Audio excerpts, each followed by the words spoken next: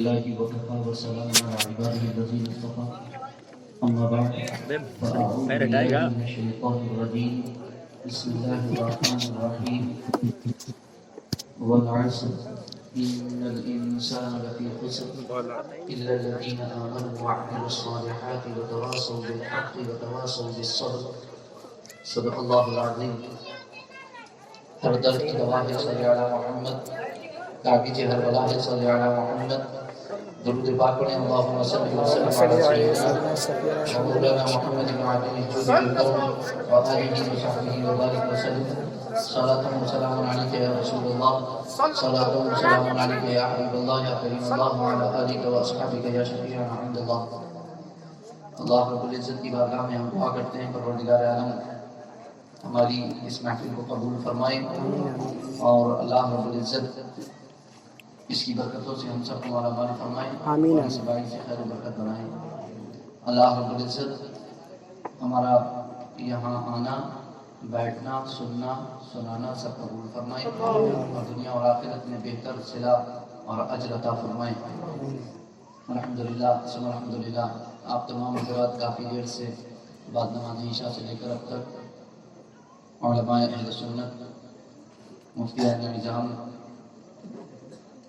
حفاظ القراء، ائمہ، شعراء سب کی ماشاءاللہ زیارت کر رہے ہیں اور یہاں تشریف فرما ہے اور کافی کچھ سنا بھی ہے آپ نے الحمدللہ. اور انشاءاللہ العزیز ابھی سنیں گے بھی. ابھی علماء اہل سنت ماشاءاللہ موجود ہیں. آپ دیکھ رہے ہیں منبر رسول پر مفتیان نظام، علماء اہل سنت موجود ہیں الحمدللہ. میرے بہت ہی مخلص اور کرم فرما میرے والد ماجد قاضی شرح مفتی اعظم ضلع رامپور، خلیفہ سرکار مفتی اعظم قبل عالم نور اللہ مرقدہ، حضرت علامہ الحاج الشاہ مفتی سید شاہد علی حسنی نوری رفیع جمالی نور اللہ مرقدہما کے بہت ہی جلیل نور نظر حضرت علامہ مولانا مفتی محمد یونس رضا صاحب مونسی سابق صدر مدرس مرکز دراسات جامعۃ الرضا بریلی شریف، موجودہ قاضی شہر کانپور، آپ تشریف فرما ہیں یہاں پر الحمدللہ. اور والد ماجد سے حضرت بھی بے پناہ محبت فرماتے ہیں اور والد ماجد بھی حضرت سے بے پناہ محبت فرماتے ہیں الحمدللہ. ہم نے تو صرف اپنی علماء کی اور بزرگوں کی محبتوں کو دیکھا ہے، قدروں کو دیکھا ہے، نظروں کو دیکھا ہے الحمدللہ اور ان کی بارگاہوں میں حاضر رہے ہیں. اللہ رب العزت حضرت کو صحت و سلامتی عطا فرمائے، دراز عطا فرمائے اور سایہ دراز فرمائے. اور دیگر علماء اہل سنت یہاں پر موجود ہیں. میں لیکن الحمدللہ اور سادات کرام بھی یہاں پر ماشاءاللہ موجود ہیں کافی تعداد میں. اور آپ تمام عوام اہل سنت اللہ رب العزت سب کو شاد و آباد رکھے اور اس محفل کی برکت سے ہمیں ہمارا مال فرمائے. میری گزارش ہے آپ سے کہ میں زیادہ سبا بچ چکا ہے، زیادہ یہ تو نہیں لوں گا لیکن پھر بھی اپنی دیر گفتگو کروں گا اس امید کے ساتھ کہ آپ سنیں گے اور گوش گوش سے سنیں گے، دل سے سنیں گے انشاءاللہ اور دل میں جگہ دیں گے الحمدللہ ثم الحمدللہ. میرا انداز زیادہ ویسا نہیں ہے جیسا شاید آپ نے تصور کر رکھا ہوگا، سادہ سودہ انداز ہے تو آپ ایسے سنیے گا میری گفتگو کو، ٹھیک ہے انشاءاللہ. میں امید کرتا ہوں کہ آپ کو انشاءاللہ میں دل سے بات پہنچانے کی کوشش کروں گا آپ کے دل تک.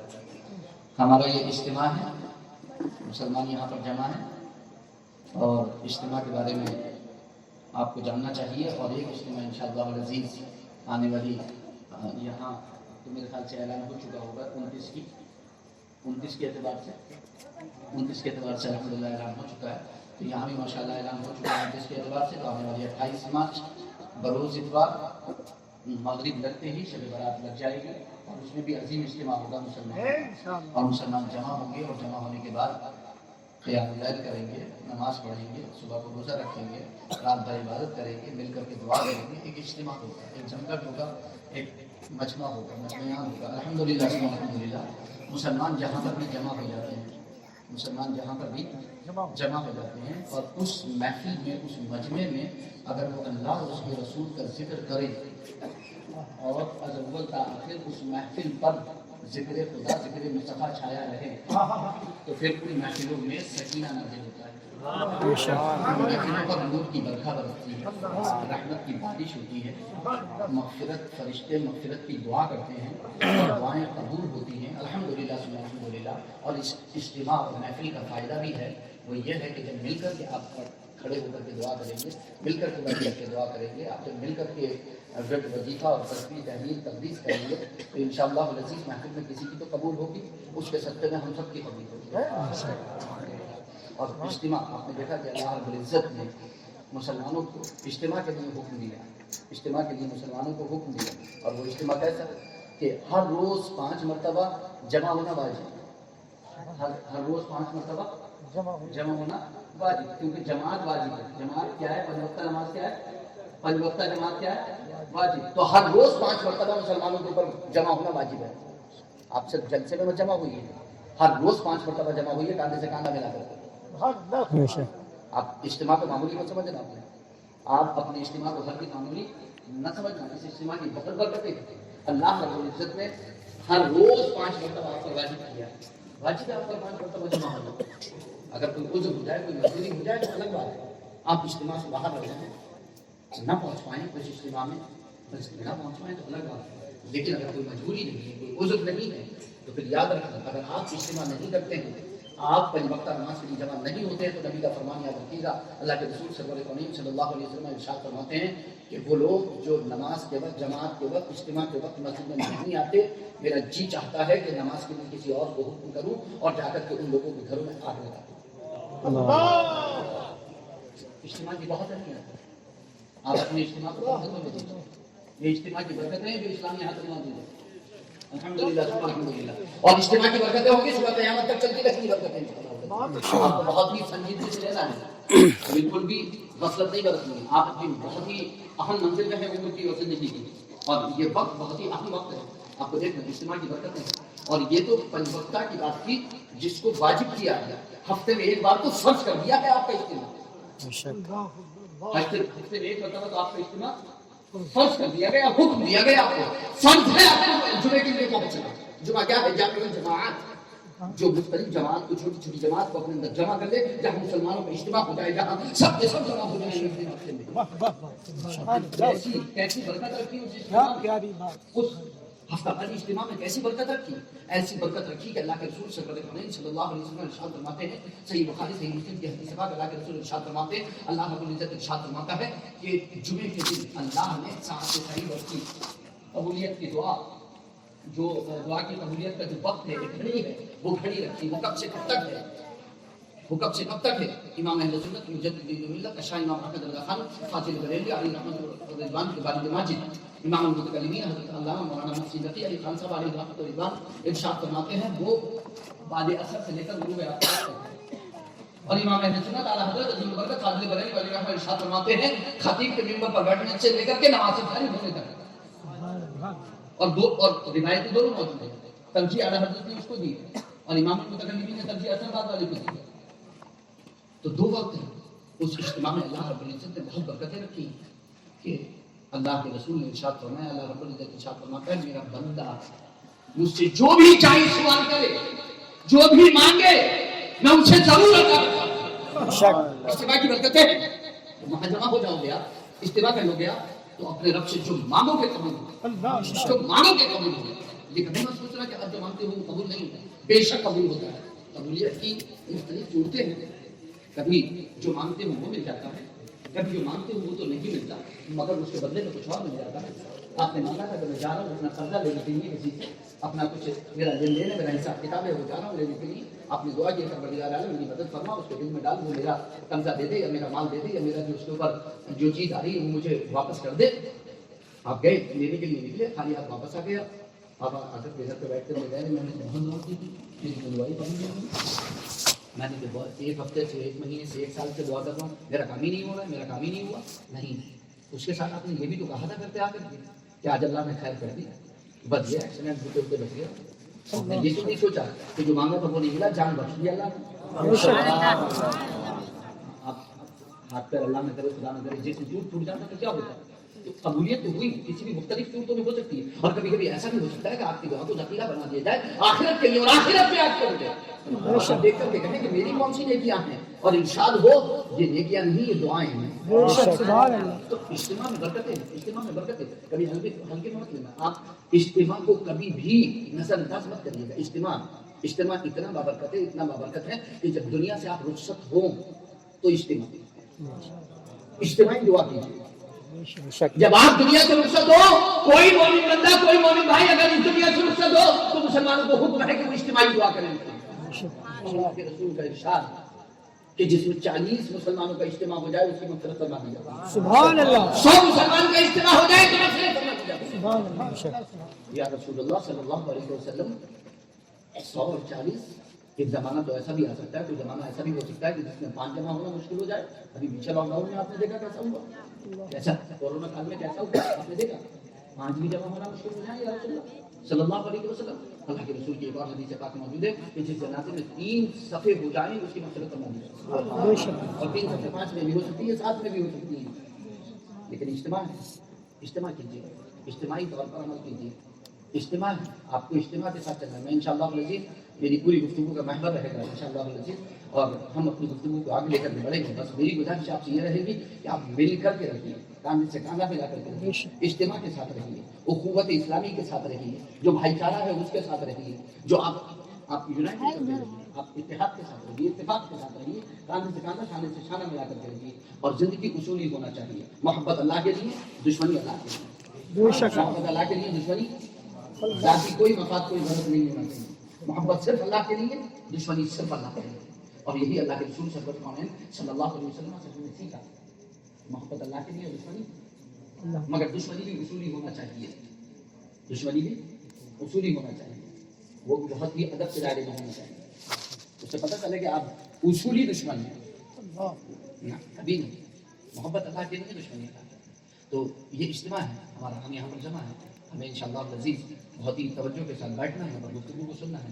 میں علامہ سید ہدایت رسول اللہ پوری علیہ رحمۃ الرحمان کے اشعار سے اپنی گفتگو کو شروع کرنا چاہوں گا، جو انہوں نے نعت مصطفیٰ اور مقبولت امام اہل سنت اعلیٰ حضرت جن برکت فاضل بدر علی رحمان نے قلم اٹھائے. الحمدللہ ثم الحمدللہ.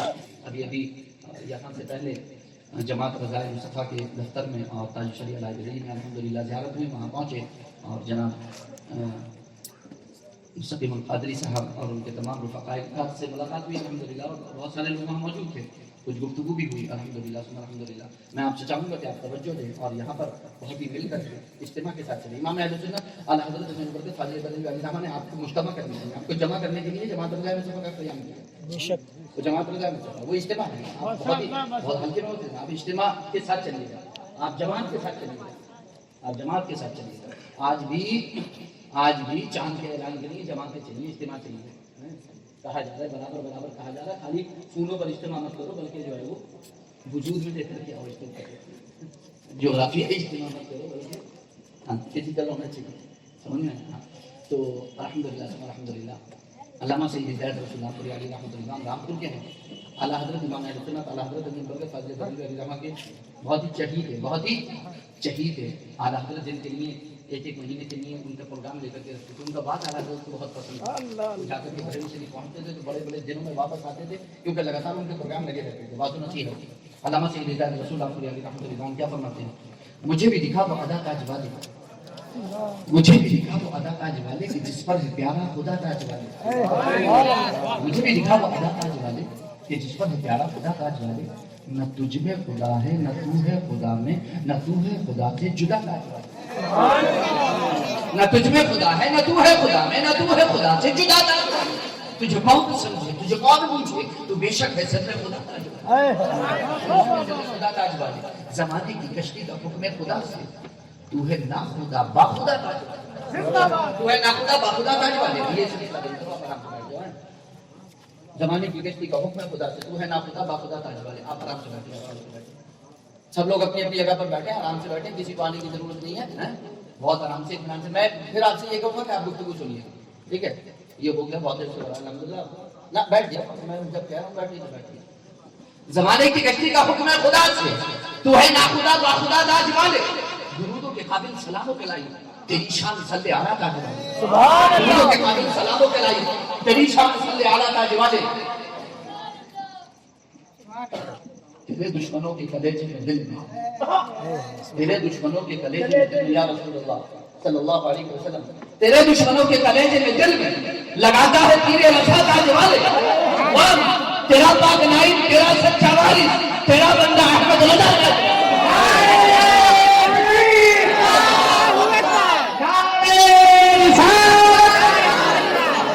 تیرا پاک نائب، تیرا سچا وارث۔ علامہ سید ہدایت رسول اللہ علیہ وسلم کے الفاظ پر غور کریں ہم، تیرا پاک نائب، تیرا سچا وارث، تیرا بندہ احمد رضا تاج والے، اور میرے کافروں سے مدد کوئی سننی، میرے کافروں سے مدد کوئی سننی، صلح کل کے فتنے مٹا تاج والے، صلح کل کے فتنے مٹا تاج والے۔ میں نے اپنے والد ماجد حاجی اشرف علیہ رحمۃ الرضوان رامپور سے گزارش کی، عرض کیا کہ یہ بھائی موبائل رکھ دو، ٹھیک ہے، میں نے گزارش کی والد ماجد سے کہ ہم کسی سے مدد نہیں لے رہے، اور ہم دیکھ رہے ہیں کہ بڑی بےراہی ہے، کوئی بےراہی کا شکار ہے مسلمان، کوئی ادھر دوڑ رہا ہے، کوئی ادھر دوڑ رہا ہے، کوئی ادھر۔ اجتماع کا حکم تھا، جماعتیں بن رہی ہیں، الگ اجتماع کا حکم تھا، الگ الگ اجتماع ٹوٹنا شروع ہو گیا اور جماعتیں الگ الگ بننا شروع ہو گئی، کوئی کدھر بھاگ رہا ہے، کوئی کدھر بھاگ رہا ہے، کوئی سب انتشار کا شکار ہے، کوئی ادھر کوئی ادھر کوئی ادھر، کیا ہوا؟ ایک ہی تو مسئلہ کہ اہل سنت والجماعت وہ بھی تو چلا ہے، اللہ کے رسول صلی اللہ علیہ وسلم کے زمانے سے، کیا ہوا؟ اس کے جھنڈے کے نیچے کیوں جمع نہیں ہو رہے، کیوں ادھر ادھر بکھرے جا رہے ہیں؟ تو ہم کیا کریں ایسے؟ تو والد ماجد علیہ رحمۃ اللہ نے ارشاد فرمایا کہ بیٹا ہمیشہ یاد رکھو، قافلہ چاہے مختصر ہو جائے، قافلہ چاہے مختصر ہو جائے، کوئی راہ جن ہم سفر ہو جائے، قافلہ چاہے مختصر ہو جائے، کوئی راہ جن ہم سفر ہو جائے۔ کسی کو امام اہل سنت علی حضرت ابن حضرت فاضل بریلوی علیہ رحمۃ اللہ نے کتنے سال پہلے فرمایا، سورہ جن اللہ سے نہ تیری چھائی بدلی چھوڑی والے رات چلے چھوڑو کاجل صاف چلا لے یا وہ چور والا کے ہے، تیری گٹی تاکی اور تو نے نیند دکھا دی ہے، سونا بن ہے، سونا زہر ہے، اٹھ پیا ہے، تو کہتا ہے میٹھی نیند ہے تیری مت نرالی ہے، شہد دکھائے زہر پلائے قاتل دائم شوہر خوش، اس مردار نے کیا لگ جانا دنیا دیکھی بانی، نہ لے کافروں سے مدد کوئی سنتی، صلح کل کے فتنے مٹا تاج والے، صحابہ کے دشمن رہے خار ہر جا، صحابہ کے دشمن رہے خار ہر جا، محبت خدا اور آگے سماتے ہیں، تیرے واسطے میں ہدایت کی تیرے، تیرے واسطے میں ہدایت کی تیرے، یہی ہے خدا سے دعا تاج والے، تیرے واسطے میں ہدایت کی تیرے، یہی ہے خدا سے دعا تاج والے، زمانے میں جب تک زمانہ ہے باقی رہے نام احمد رضا تاج والے، زمانے میں جب تک زمانہ ہے باقی رہے نام احمد رضا تاج والے۔ میں سمجھتا ہوں کہ اتنے اشعار پر اگر تقریر کو ختم کر دیا جائے تو بہت ہے، کیونکہ نصیحت بہت ہے اس میں، کیونکہ سمجھنے والے کے لیے اشارہ کافی ہے، نہ سمجھنے والے کے لیے پورا قرآن موجود ہے پھر بھی سمجھنے کے لیے تیار نہیں، حدیث موجود ہے، ذخیرہ موجود ہے پھر بھی سمجھنے کے لیے تیار نہیں، راتوں دن علماء چیخ رہے بول رہے بتا رہے پھر بھی سمجھنے کے لیے تیار نہیں۔ عقل کل بنا ہوا ہے انسان، عالم کے سامنے اپنی عقل کو چلاتا ہے، سمجھنے کے لیے تیار نہیں ہے، منتشر ہے، بکھرا ہوا ہے، شرازہ بکھر چکا ہے، بہت خطرناک طریقے سے، بہت ہی خطرناک طریقے سے۔ اللہ رب العزت اپنا فضل فرمائے، اپنے حبیب کے صدقے میں ہم سب کو اہل سنت و جماعت پر متفق فرمائے۔ یہ عظمت مصطفیٰ کانفرنس ہے، انشاءاللہ العزیز میں نے جو سورت مبارکہ تلاوت کی اس کی روشنی میں گفتگو کروں گا، کیونکہ اس کے تحت بہت ساری چیزیں آتی ہیں، ایمان ہے، ہمارے صالح ہے، تواسل الحق ہے، تواسل الصبر ہے، انشاءاللہ العزیز مختلف پہلوؤں پر روشنی ڈالتے ہوئے اپنی گفتگو کو ختم کروں گا انشاءاللہ العزیز۔ تو ہم یہیں سے شروع کرتے ہیں ایمان سے انشاءاللہ العزیز۔ اللہ کی سرداب قدم شان ہے یہ، اللہ کی سرداب قدم شان ہے یہ، انسان ہی انسان کو انسان ہے یہ، قرآن تو ایمان بتاتا ہے انہیں، ایمان یہ کہتا ہے میری جان ہے، یہ کہتا ہے میری جان ہے یہ، جناب محمد رسول اللہ صلی اللہ علیہ وسلم 12 ربیع الاول شریف پیر کے روز صبح صادق کے وقت، اللہ کے رسول صلی اللہ علیہ وسلم 12 ربیع الاول شریف پیر کے روز صبح صادق کے وقت مکہ مکرمہ میں حضرت عبداللہ کے یہاں حضرت آمینہ رضی اللہ تعالیٰ عنہ کے وطن مبارک سے سب جنتی لباس پہن کر سرمہ کی جاری نیکی میں جلوہ فرما ہوئے. سبحان اللہ. اللہ کے رسول صلی اللہ علیہ وسلم میں جاری نیکی میں جلوہ فرما ہوئے اور جلوہ الگ تھا. جلوہ الگ تھا. فرشتوں کا اجتماع تھا. فرشتوں کا اجتماع تھا. سب سلامی تھی. فرشتوں کا اجتماع تھا. سب سلامی تھی. اور نور ایسا کہ شام کے محلات تک روشن ہو گئے تھے. اور ایسا نور کہ ستاروں کو خود میں بنا کر زمین کے قریب کر دیے گئے. ستارے ایسے ہیں کہ جیسے اب گر جائیں گے زمین پر, اب گر جائیں گے زمین پر, اب گر جائیں گے زمین پر. اور آنے سے پہلے ہی نام رکھ دیا گیا محمد. بتا دیا گیا. آپ کی والدہ ماجدہ کو بتا دیا گیا محمد نام رکھا گیا. اللہ کے رسول کا نام رکھا گیا. کیا نام رکھا گیا؟ محمد. محمد کی معنی کیا ہے؟ محمد کے معنی کیا ہے؟ اس کی بہت زیادہ تعریف کی گئی. اس کی بہت زیادہ الذی یحمد حمدا بعد حمد مرۃ بعد اخرى, جس کی پیدر پہ لگاتار بار بار تعریف کی گئی. اس کی لگاتار بار بار پیدر پہ تعریف کی گئی. ابو جہل نے پریشان آ کر انہوں نے دیکھا کہ محمد کو تو چاہنے والے بڑی رہے, یہ تو اجتماع بڑی رہا ہے, یہ تو اجتماع بڑی رہا ہے. یہ تو 14ویں کی چاند کے ارد گرد ستارے بڑھتے ہی چلے جا رہے ہیں. ستارے بڑھتے ہی چلے جا رہے ہیں. ستارے بڑھتے ہی چلے جا رہے ہیں. تو اس کو غصہ آیا. اس نے اٹھا کر کے کہنا شروع کر دیا مسلمان نعوذ باللہ. استغفر اللہ. مسلمان کے معنی جس کی بہت زیادہ مذمت کی گئی. صحابہ کرام رضوان اللہ تعالیٰ علیہم اجمعین کو دلی تکلیف پہنچی, صدمہ پہنچا, کیونکہ وہ ادنا مسافر بھی برداشت نہیں کرتے تھے حضور کی شان. ان کا معاملہ الگ تھا. ان کا معاملہ تو بالکل الگ تھا. وہ وہاں تو تصور بھی نہیں آ سکتا کتنا الگ ہے. اتنا الگ ہے وہاں کا معاملہ کہ اگر ہم عظمت مصطفیٰ کی بات کریں, تعظیم و توقیر نبی کی بات کریں, تو دو شخص, ایک یہودی اور ایک مسلمان, بظاہر مسلمان یعنی منافق تھا. بظاہر مسلمان ہی کہہ لیجیے کچھ دیر کے لیے. بظاہر مسلمان تھا, ویسے وہ منافق تھا. اللہ کے رسول کی بارگاہ میں حاضر ہوئے فیصلہ کرانے کے لیے. کوئی زمین کا مسئلہ تھا, فیصلہ کرانے کے لیے حاضر ہوا. اللہ کے رسول نے یہودی کے حق میں فیصلہ کر دیا, کیونکہ اللہ کے رسول صلی اللہ علیہ وسلم حقدار کو حق دینے تشریف لائے. حقدار کو حق دینے تشریف لائے ہمارے نبی حضرت محمد مصطفیٰ صلی اللہ علیہ وسلم. حقدار کو حق دینے کے لیے تشریف لائے اللہ کے رسول صلی اللہ علیہ وسلم. اور کیسا حق دیا کہ جب والدہ ماجدہ نے بچپن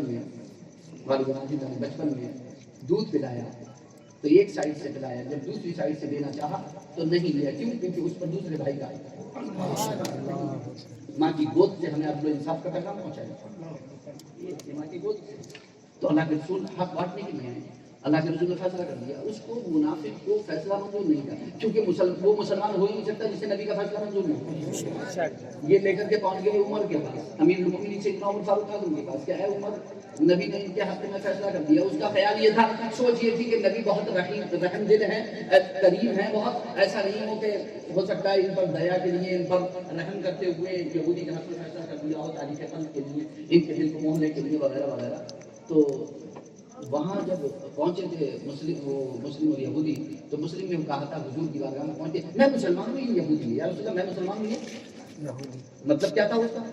جب میں مسلمان ہوگا فیصلہ میرے ہاتھ میں ہوگا. اسے کیا پتا تھا فیصلہ عدل و انصاف کے ترازو میں ہوگا. عدل و انصاف کے ترازو میں ہوگا, چہرہ دیکھ کر فیصلہ تو نہیں ہوگا. فیصلہ تو عدل و انصاف کے ترازو میں ہوگا. عدل و انصاف کے ترازو میں فیصلہ ہوگا. جب وہاں پہنچے امیر المومنین عمر فاروق اعظم کی بارگاہ میں, تو یہودی نے کہہ دیا, اے عمر یہ مسلمان ہے, میں یہودی, اور تمہارے نبی نے میرے حق میں فیصلہ کیا. امیر المومنین عمر فاروق اعظم رضی اللہ عنہ کو جب اتنا پتہ چلا کہ فیصلہ ہو کے آ رہا ہے, تو پوچھا پھر کیا بات ہے. کہا کہ نہیں, آپ اس میں غور کر لیں. حضور نے ان کے بارے میں اچھا اس میں غور کرنے کی ضرورت ہے. اندر گئے لایا اور ختم کر دیا. تو ختم ہو گیا. مدینے میں شور ہو گیا کہ عمر نے مسلمان کو مار دیا. عمر نے مسلمان کو مار دیا. عمر نے مسلمان کو مار دیا. شور ہو گیا. منافقین نے اپنا ہنگامہ شروع کر دیا, کیونکہ منافقین ہمیشہ ہنگامہ کرتے, ہمیشہ بدتمیزی کرتے, ہمیشہ لڑائی جھگڑا کرتے, ہمیشہ فساد کرتے, ہمیشہ جھگڑا کرنے کی کوشش کرتے. سچا مسلمان کبھی لڑائی جھگڑا کرنے کی کوشش نہیں کرتا, وہ لڑائی جھگڑے کو دفع کرتا ہے, وہ فساد کو دفع کرتا ہے. لیکن منافق ہمیشہ جھگڑنے کی کوشش کرتا ہے, منافق ہمیشہ جھگڑا بھڑکانے کی کوشش کرتا ہے, فساد بھڑکانے کی کوشش کرتا ہے, حملہ کرنے کی کوشش کرتا ہے. ہر طریقے سے وہ فساد ہی پھیلانا چاہتا ہے ماحول کے اندر، وہ ماحول کو بگاڑنا چاہتا ہے. یہ منافق کی پہچان ہے کہ وہ ماحول کو ہمیشہ بگاڑنے کی کوشش کرتا ہے. جو مومن ہے، سچا مومن ہے، وہ ہمیشہ فساد کو ختم کرنے کی کوشش کرے گا، ماحول کو سدھارنے کی کوشش کرے گا، امن و امان کو برقرار رکھنے کی کوشش کرے گا، کیونکہ اس کا پیغمبر امن و امان ہے، داعی امن و امان ہے. بے شک صلی اللہ علیہ وسلم. یہ شور ہوا کہ انہوں نے مسلمان کو مار دیا، لیکن وہاں سے کہاں سے؟ جہاں سے قرآن میں اللہ کا فرمان ہے فَلَا وَرَبِّكَ لَا يُؤْمِنُونَ حَتَّى يُحَكِّمُوكَ فِي مَا شَجَرَ بَيْنَهُمْ ثُمَّ لَا يَجِدُوا فِي أَنفُسِهِمْ حَرَجًا مِّمَّا قَضَيْتَ وَيُسَلِّمُوا تَسْلِيمًا. خدا کی قسم، آپ کے رب کی قسم میں مسلمان وہی کر سکتا ہے جو آپ کے فیصلے کو نہ مانے. اللہ کا فیصلہ بالکل صحیح، نبی کا فیصلہ نہیں مانتا مسلمان کھا ہی جاتا. واہ، ہمیں یہ دیکھنا ہے. تو محمد صلی اللہ علیہ وسلم جس کی تعریف کی گئی، اس سے برداشت نہیں ہوا، ابو جہل سے برداشت نہیں ہوا. اس نے کیا کہا؟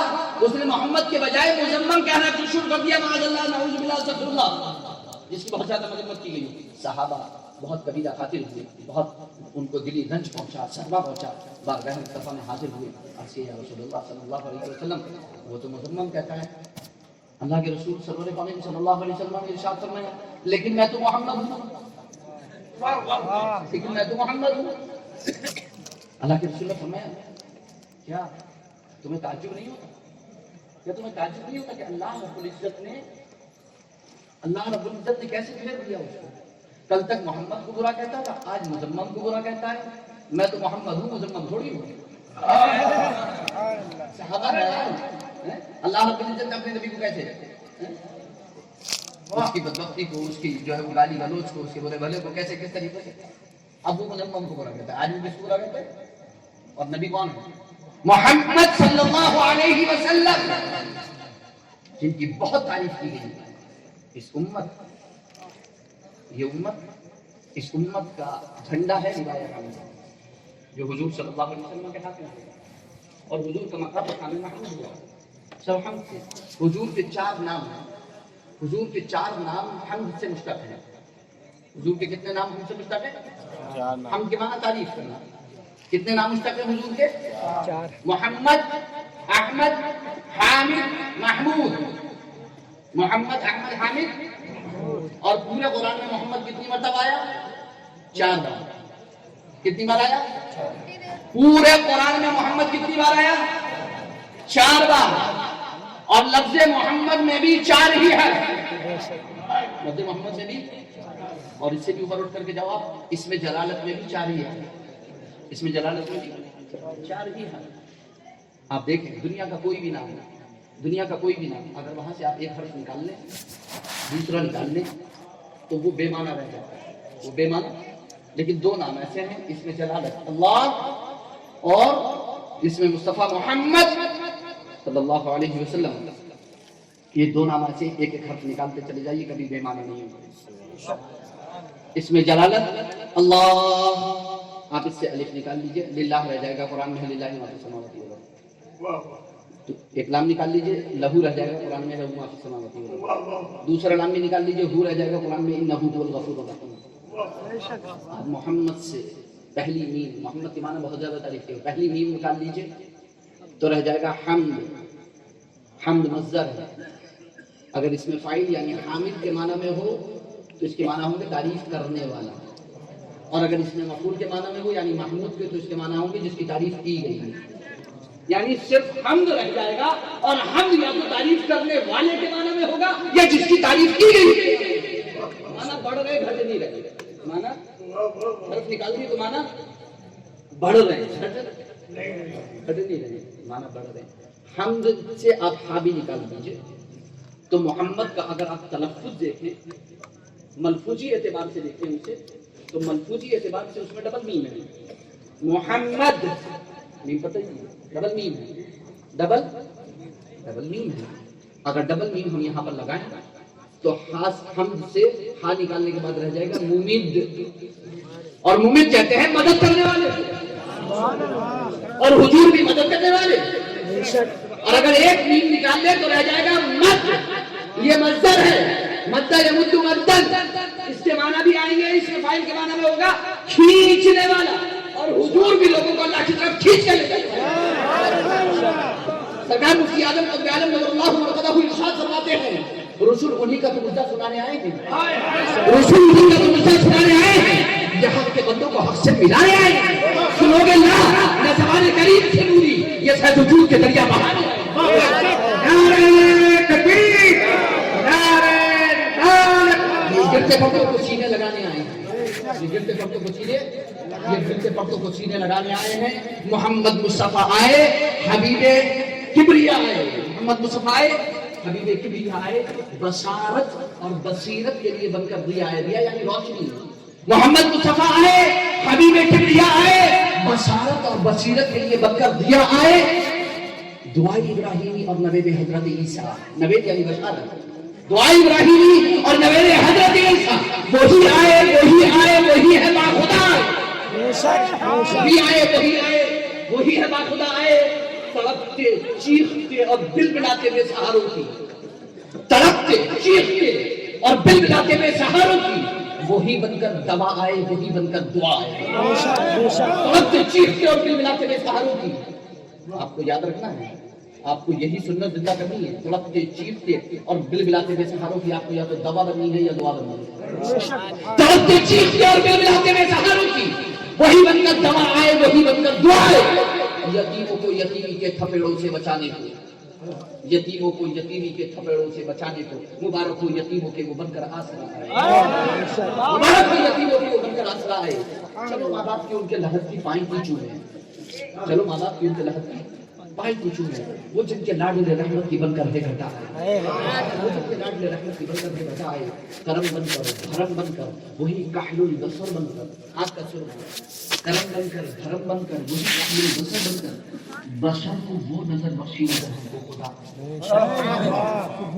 بشر کو وہ نظر بخشی نظر ہم کو خدا، نماز مومن کی معراج ہے، بشر کو وہ نظر بخشی نظر ہم کو خدا۔ نے کیا فرمایا؟ ان تعبد، اللہ کے رسول نے کیا فرمایا؟ ان تعبد اللہ کأنک تراہ فإن لم تکن تراہ فإنہ یراک، تم ایسی عبادت کرو کہ تم رب کے انوار و تجلیات کا مشاہدہ کرو، یا کم از کم اتنا تو جانو کہ تمہارا رب تم کو دیکھتا ہے، بے شک تمہارا رب تم کو دیکھتا ہے۔ محمد مصطفیٰ صلی اللہ علیہ وسلم آپ دیکھیں تو مد کھینچ کر لے جانے اور دوسری میم بھی نکال لیجیے تو صرف دال رہ جاتا ہے، اور دال کا معنی ہے رہنمائی کرنے والے کی، سبحان اللہ، رہنمائی کرنے والے کی۔ اور حضور کے بارے میں قرآن فرماتا ہے انک لتہدی الی صراط مستقیم، حبیب بے شک آپ صراط مستقیم کی طرف ہادی ہیں، ہدایت کرنے والے صراط مستقیم۔ اب آپ اس میں دیکھیں، آپ اس میں اور توجہ کریں، آپ نے تختی پڑھی ہوگی، اس میں قرآن آپ نے پڑھا ہوگا، الف با تا سا جیم ح خ دال ذال را ز سین شین صاد ضاد طا ظا عین غین فا قاف کاف لام میم۔ کیا لام کے بعد کوئی حرف ہے بیچ میں؟ لام اور میم کے بیچ میں کوئی حرف ہے؟ تو کیوں لوگ فاصلہ کر رہے ہیں محمد مصطفیٰ کا اور اللہ کے درمیان؟ لام کے بعد سیدھے میمی تو آ رہے ہیں، اللہ کے بعد محمد مصطفیٰ کا، کیوں فاصلہ کرنے کے لیے کھڑے ہوئے؟ کیوں؟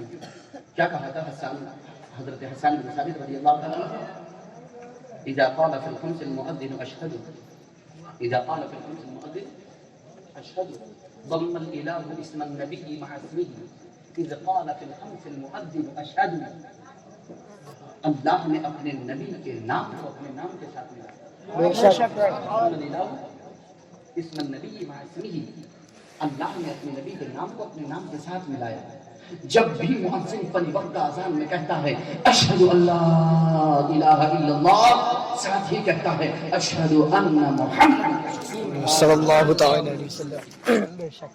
اور یہ رفعت ذکر، یہ ذکر میں نے اور آپ نے تھوڑی بلند کیا ہے محمد مصطفیٰ کا، یہ عظمت یہ شان میں نے اور آپ نے تھوڑی نہ دی، یہ تو رب نے وَرَفَعْنَا لَكَ ذِكْرَكَ، محبوب ہم نے آپ کے لیے آپ کے ذکر کو بلند کیا، پیارا کلام تو دیکھیں آپ کے لیے آپ کے ذکر کو بلند کیا، وَرَفَعْنَا لَكَ ذِكْرَكَ اذا ذکرت معی، اذا ذکرت ذکرتنا جب بھی میرا ذکر ہوگا میرے ساتھ تیرا ذکر ہوگا، جب بھی میرا ذکر ہوگا میرے ساتھ، اور خدا کی قسم جب بھی اللہ کا ذکر ہوتا ہے محمد مصطفیٰ کا ذکر ہوتا ہے۔ اگر میں اس سے بھی آگے بڑھ کر کہتا ہوں تو میں کہہ سکتا ہوں کہ ذکر خدا تو ذکر مصطفیٰ سے خالی ہو سکتا ہے، لیکن ذکر مصطفیٰ ذکر خدا سے خالی نہیں ہو سکتا۔ جو باقی بعض لوگ توحید کا صرف نعرہ لگاتے ہیں وہ ذکر مصطفیٰ ختم کر دیتے ہیں، لیکن جو ذکر مصطفیٰ کرتے ہیں ذکر خدا تو موجود ہی ہے۔ جب بھی آپ کہو گے لا الہ الا اللہ محمد رسول اللہ تو آپ اللہ کے رسول فرمائے من قال لا الہ الا اللہ دخل الجنہ، جس نے لا الہ الا اللہ کہا وہ جنت میں داخل ہو جائے۔ تو بعض لوگ کہتے ہیں کہ دیکھو اللہ کے رسول نے فرمایا جس نے لا الہ الا اللہ کہہ دیا وہ جنت میں داخل ہوگا، اب محمد رسول اللہ کی ضرورت نہیں، بالکل غلط۔ پہلی بات تو مجھے یہ جاننا چاہیے کہ جب تک وہ محمد رسول اللہ کہے گا نہیں اسلام میں داخل ہی نہیں ہوگا، کیونکہ اسلام ہی میں داخل نہیں ہوگا وہ جنت میں کہاں سے داخل ہوگا؟ تو اسلام میں داخل نہیں ہوگا وہ جنت میں داخل کہاں جائے؟ جب تک وہ شہادتین نہیں دے گا، جب تک وہ گواہی نہیں دے گا اس بات کی کہ میں گواہی دیتا ہوں کہ اللہ کے سوا کوئی معبود نہیں، اور میں گواہی دیتا ہوں کہ محمد اللہ کے بندے اور رسول ہے۔ والد ماجد فرماتے ہیں کہ لا الہ الا اللہ بولنے میں پہلے ہے اور محمد رسول اللہ ماننے میں پہلے ہے۔ محمد رسول اللہ ماننے میں، جو محمد رسول اللہ کو مانے گا اسی کا لا الہ الا اللہ قبول ہوگا، جو محمد رسول اللہ کا مانے گا ہی نہیں اس کا لا الہ الا اللہ قبول ہوگا ہی نہیں۔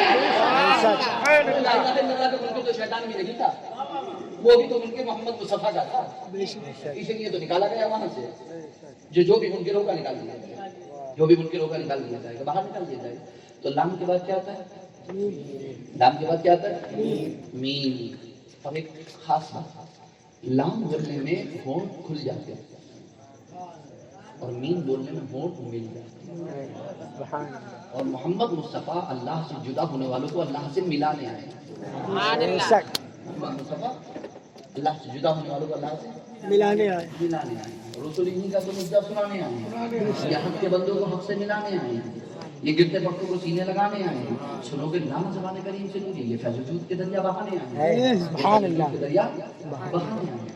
آپ توجہ کرتے چلے جائیے، آپ دیکھتے چلے جائیے۔ اور میں نے آپ سے عرض کیا کہ چار ہی حرف ہیں، چار ہی حرف ہیں، اور اللہ کے مقرب فرشتے بھی چار، باغ بھی چار، یار بھی چار، مذاہب بھی چار، مسلک بھی چار، مشرب بھی چار،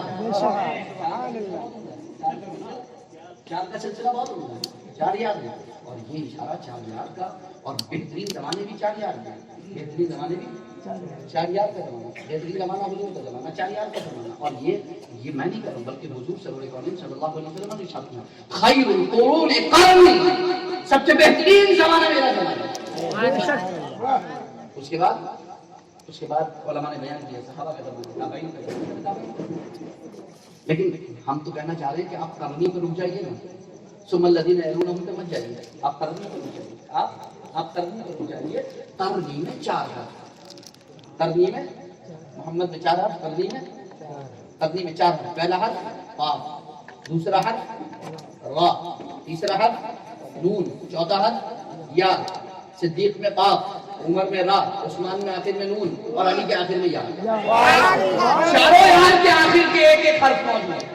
صدیق کا قاف موجود ہے، عمر کا را موجود ہے، عثمان کا نون موجود ہے، علی کی یا موجود ہے، چاروں کو مل کر بنتا ہے قرنی۔ سب سے بہترین زمانہ ابو بکر عمر صدیق کا زمانہ، سبحان اللہ، ابو بکر عمر عثمان علی کا زمانہ۔ اور ترتیب بھی ایسے رکھنا ہے، پہلے کافی ہے تو کافی رکھنا ہے، بعد میں راہ ہے تو راہی رکھنا ہے، پہلے نون ہے تو نون ہی رکھنا ہے، بعد میں یا ہے تو یا ہی رکھنا ہے۔ آپ اگر بدلو گے تو زمانہ بدل جائے گا، اگر آپ بدلنے کی کوشش کرو گے تو زمانہ بدل جائے گا، آپ کا زمانہ بدل جائے گا، آپ غلط راستے میں چلے جاؤ گے، آپ ترتیب نہیں بدل سکتے، ترتیب وہی رہے گی، قرنی کی ترتیب رہے گی، قاف را نون یا کی ترتیب رہے گی۔ پہلے خلیفہ صدیق اکبر، دوسرے خلیفہ عمر فاروق اعظم، تیسرے خلیفہ عثمان غنی، چوتھے خلیفہ علی مرتضی۔ ترتیب یہی رکھنا ہے، کہیں ایسا نہ ہو کہ محبت کے نشے میں آپ جو ہے وہ ترتیب بدل گئے، آپ کو پتہ ہی نہ چلے۔ ابھی جو ہے وہ یہاں سے آواز آئی تھی کہ محبت ہی جنت میں لے کر کے جائے گی، تو میں نے اس پر ایک جملہ کہا تھا کہ اگر محبت میں غرور ہو جائے تو جہنم میں بھی لے جاتی ہے۔ ہاں صحیح بات ہے، صحیح بات ہے۔ محبت معیاری ہونا چاہیے، اصولی ہونا چاہیے. اور وہ کیا ہے معیار، وہ کیا ہے اصول؟ اہل سنت کا ہے میرا کلام اصحاب حضور نجم ہے اور ناؤ ہے. اہل سنت کا ہے میرا کلام اصحاب حضور نجم ہے اور ناؤ ہے حضرت رسول اللہ. ہمارے پاس معیار ہے. اصحابی کالنجوم بأیہم اقتدیتم اہتدیتم، بأیہم اقتدیتم اہتدیتم. تم جس کی ابتدا عربی کرو گے ہدایت پا جاؤ گے، کیونکہ سب ہدایت کے ستارے ہیں. سب ہدایت ہے. اور کشتی میں بیٹھنا ہے، کشتی میں. اور کیا ہی کہہ رہا ہے اشارہ ہے. ایک طرف فرمایا صحابہ ستارے، ایک طرف فرمایا اہل بیت کشتی ہے، حضور کا فرمان. اور یقیناً کشتی ستاروں کی چال میں چلتی ہے. سمندر میں رات میں کشتی پڑی ہوتی ہے تو ستاروں کی چال سے چلتی ہے. آج بھی آپ اوپر نظر اٹھا کے دیکھو تو 3 ستارے بھی آپ کو دکھائی دے سکتے ہیں. وہ 3 ستارے جس سمت میں آپ کو دکھائی دیں گے اسی سمت میں قبلہ ہوگا. 3 ستارے لائن سے آپ کو ہمیشہ آسمان میں دکھائی دیں گے، بالکل لائن سے ہوں گے، ایسے اس انگلی کی طرح بالکل لائن سے ہوں گے. جس سمت میں وہ ہوں گے اسی سمت میں قبلہ ہوگا. آپ کو رات میں تلاش کرنے کی ضرورت نہیں، سمت میں جاتا وہ ستارے آپ کو بتا دیں گے قبلہ نہیں ہوگا. آج بھی ہدایت مل جائے گی آپ کو قبلے کی، آپ کو ہدایت ملے گی، لیکن آپ کو ہدایت کے ستارے ماننا پڑے گا تبھی ملے گی. تو آپ کو یہاں اہل سنت کا ہے بھی آتا اصحاب حضور نجم ہے اور ناؤ ہے حضرت رسول اللہ کی. میں ابھی گفتگو میری آپ چاہیں تو میں ختم کر سکتا ہوں. بہت دیر بھی ہوگی، یا رسول اللہ زندہ باد.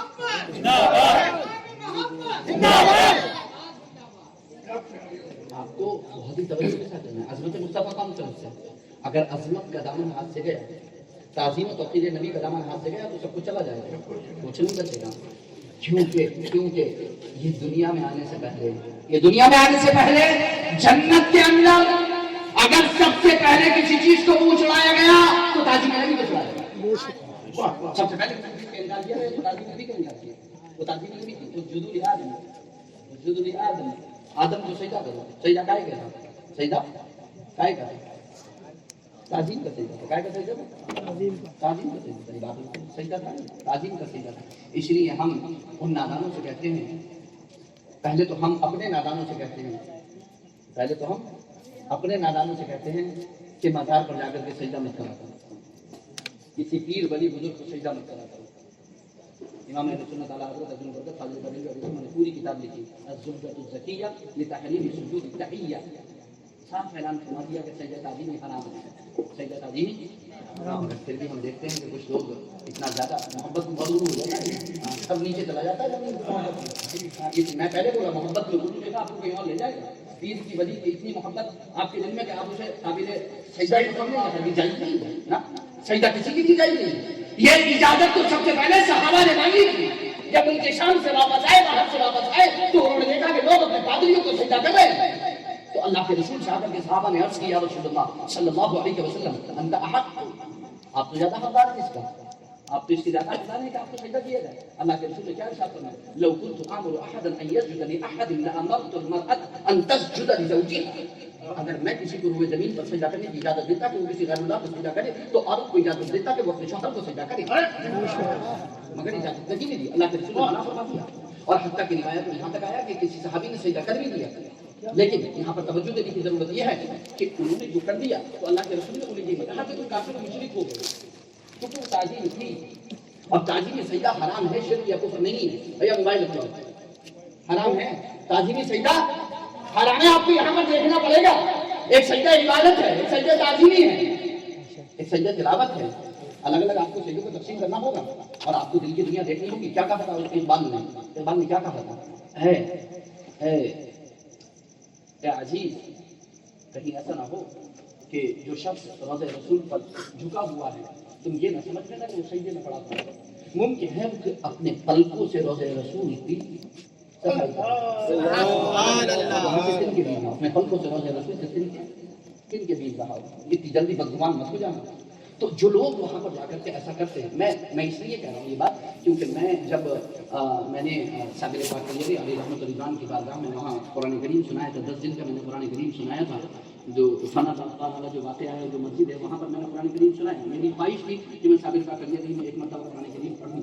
تو الحمدللہ میں نے وہاں 10 دن کا قرآن پڑھا. تو میں جب حاضری کے لیے گیا تو عصر کے بعد میں نے دیکھا کہ ایک شخص نے وضو کیا اور وضو کرنے کے بعد اسے باقاعدہ مذہب کی طرف سجدہ کیا تو میں نے اس کا کانڈا پکڑ کے اٹھایا. میں نے بولا یہ کیا کر رہے ہو؟ میں نے کہا تمہارا ایک سجدہ پوری جماعت کو بدنام کر دے گا. یہ تمہاری ایک حرکت پوری جماعت کو بدنام کر دے گی. گالیاں کس کو پڑیں گی؟ اہل سنت و جماعت کو. لوگ برا والا کسے کہتے ہیں؟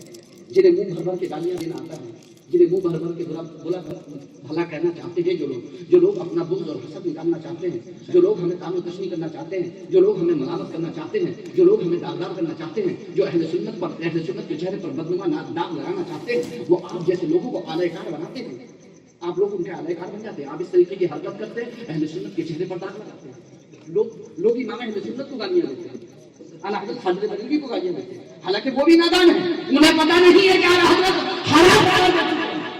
انہیں پتا ہونا چاہیے کہ اعلیٰ حضرت حرام قرار دے چکے ہیں. اعلیٰ حضرت صرف اسے ہی نہیں بلکہ اعلیٰ حضرت نے یہاں تک فرما دیا کہ اگر چادر پڑی ہوئی ہے تو جب تک بوسیدہ نہ ہو جائے تو اسے چادر مت ڈالے. 4 ہاتھ کے فاصلے سے کھڑے ہو آپ جا کر. زندگی میں کسی ولی کسی بزرگ یا اپنے ماں باپ کے منہ پر جا کر تھوڑی نہ چڑھتے ہو, لپٹ تھوڑی نہ جاتے ہو, اسے جا کر چل تھوڑی نہ جاتے ہو اس کے اوپر جا کر. 4 ہاتھ کے فاصلے سے ادب کے ساتھ کھڑے رہتے ہو نا, تو جانے کے بعد بھی وہی ادب رکھو نا. باقی اسی 4 ہاتھ کے فاصلے سے کھڑے رہو نا, ادب و احترام کے ساتھ کھڑے رہو نا. قرآن مقدس کی تلاوت کرو, ہدیہ درود و سلام پیش کرو, نعت و منقبت کرو, ذکر کرو, ذکر خدا کرو, ذکر مصطفیٰ کرو, اصالہ ثواب کرو, اور اپنے گھر کو دعا کر کے اپنے لیے جاؤ, اپنا بیڑا پار لگاؤ. بے شک تو سوچنے کی ضرورت. یہی تعلیمات ہے اہل سنت و جماعت کی. جو اس کو بگاڑتا ہے وہ غلط ہے, اہل سنت و جماعت غلط نہیں ہے. اور ہم یہ بھی کہنا چاہیں گے ان نادانوں سے کہ اگر کوئی یہ سجدہ کر لیتا ہے, مان لیتے ہیں کہ اس نے سجدہ کر لیا اور تعظیم کر لیا, جناب آپ کو کس نے اختیار دیا کہ آپ اسے کافر و مشرک کہتے ہیں؟ حرام تھا حرام کہتے ہیں. آپ نے غلو کیوں کر دیا؟ حکم لگانے میں کفر و شرک کا لگا دیا. کیا ایک مسلمان کو کافر و مشرک کہنے کا حق آپ کو معلوم ہے کہ نتیجہ کیا ہے؟ آپ نے کیا اسے جا کر کے پوچھا کہ تو عبادت کا سجدہ کر رہا ہے یا تو تعظیم کا سجدہ کر رہا ہے؟ میں نہیں سمجھتا یہاں جتنے لوگ ہیں پوری دنیا کے اندر جتنے بھی مسلمان موجود ہیں وہ چاہے کتنے ہی کم پڑھے لکھے کیوں نہ ہو, چاہے کتنے ہی کم صحبت پائے ہوئے نہ ہو, ان سے یہ پوچھو کہ سجدہ کس کے لیے تو وہ یہی کہیں گے اللہ کے لیے. ان سے پوچھو جانور کس کے لیے ذبح ہوتا ہے, وہ کہیں گے اللہ کے لیے. کوئی بسم اللہ سے آدمی کہہ کر ذبح نہیں کرتا, سب بسم اللہ الرحمن الرحیم کہہ کر, بسم اللہ اللہ اکبر کہہ کر کوئی شراب نہیں کرتا. تو تم کیسے کہہ سکتے ہو کہ وہ غیر اللہ کی عبادت کر رہا ہے؟ کیسے کہہ سکتے ہو کہ تم یہ شرک کر رہا ہے؟ وہ حرام ہے تو حرام کرو. اور اگر سجدہ تعظیمی تو تم کفر و شرک کہتے ہو, تم کہتے ہو کہ سجدہ تعظیمی شرک ہے, تو ہم تم سے پوچھنا چاہتے ہیں اللہ نے جو فرشتوں کو حکم دیا تو کیا شرک کا حکم دیا؟ فرشتوں نے کیا شرک کیا؟ حضرت آدم تا عیسیٰ تمام امتوں میں سجدہ تعظیمی جائز تھا.